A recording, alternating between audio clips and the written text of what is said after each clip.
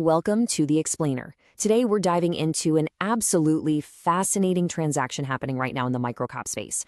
We're breaking down the unexpected yet highly strategic merger between great American food chain and green matter biotech.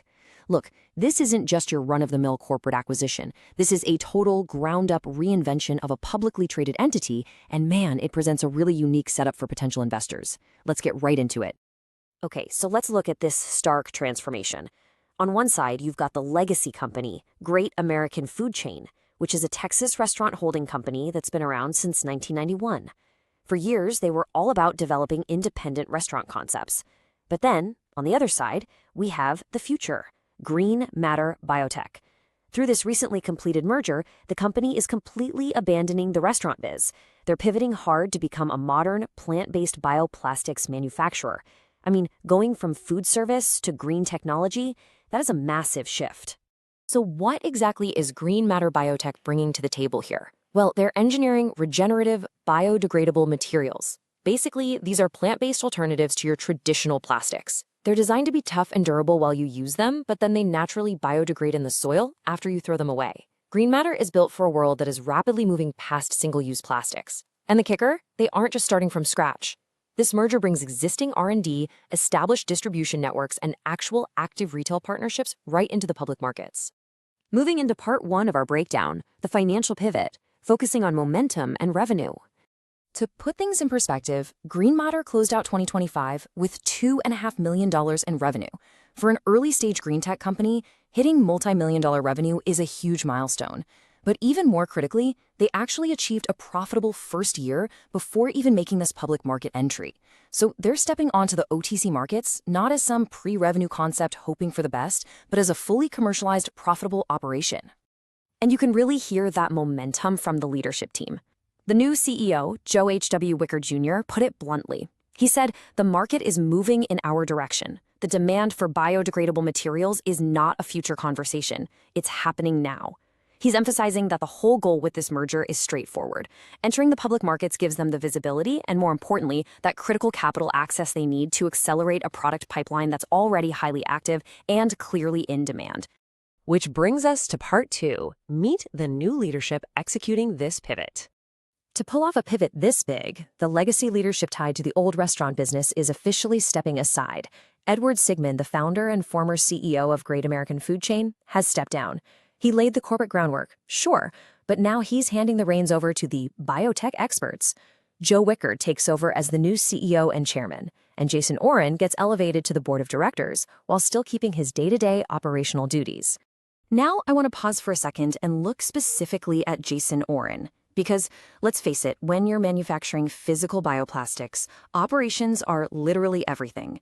Oren retains his role as Chief Operating Officer, and he brings this incredibly rigorous, highly disciplined background to the table.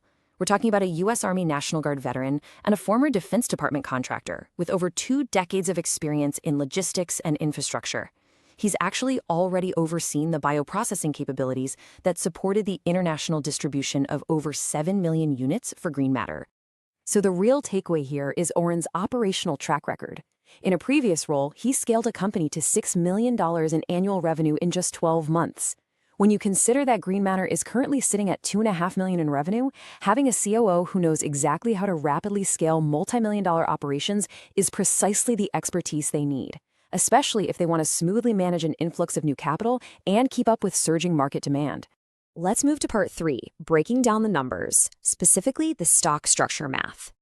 If we look at their most recent financial reports, the company has exactly 7,630,747 shares outstanding.